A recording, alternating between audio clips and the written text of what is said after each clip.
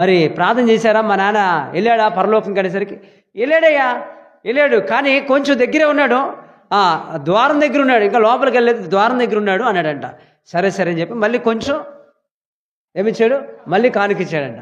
ఇచ్చిన తర్వాత సరే వెళ్ళిపోయారంట.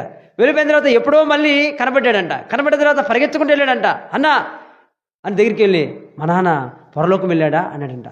అన్న వెళ్ళాడయ్యా, బాగా దేవుడు ఆయన మొర ఏంటంటే ఆయన చాలా గొప్పగా దగ్గరికి వెళ్ళాడు దేవుడి దగ్గరికి అన్నాడంట. సరేనా అయితే వెళ్ళిపోయినట్టుగా పరలోకం అంటే, లేదు లేదు లోపల దాకా వెళ్ళాడు కానీ ఎడంకాలు బయట ఉందన్నాడంట. ఏముంది బయట? ఎడంకాలు బయట ఉందన్నా అన్నాడంట.